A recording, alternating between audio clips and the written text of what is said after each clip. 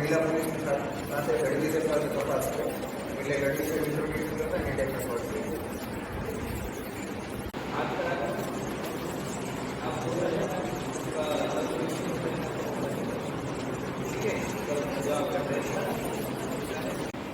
ઉભી બસ એક સાથે લઈ જઈને લઈ જાવ સાથે લઈ જાવ અમે આવી જાય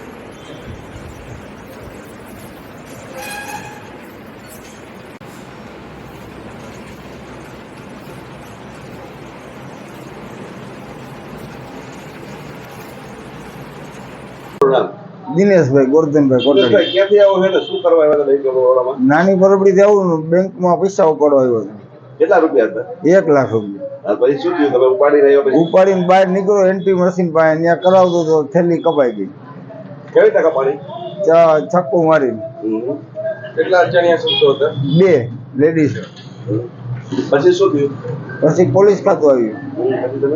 પછી તે તપાસ કરી સાહેબ કે 2 વિડીયો ફૂટેજ જોયા અને કે 2 કલાકમાં શોધી કાઢશે.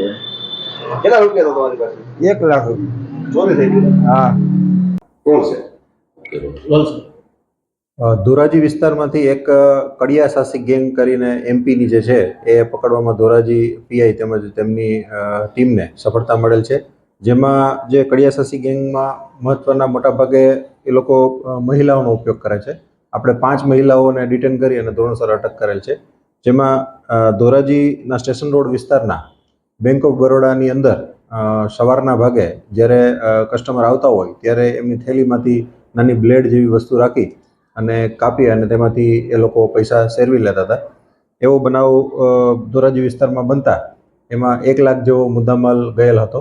જેમાં પોલીસને જાણ થતાં તરત જ તેમની પાછળ લાગી અને હ્યુમન ઇન્ટેલિજન્સ તેમજ સીસીટીવી જે હોકાઈનો પ્રોજેક્ટ પોલીસ દ્વારા ચલાવવામાં આવેલ છે ધોરાજીમાં, તેમની મદદ લેવામાં આવેલ અને તેમની ટ્રેલ ચેક કરતા તેઓ 5-7 મહિલાઓની ગેંગ હતી.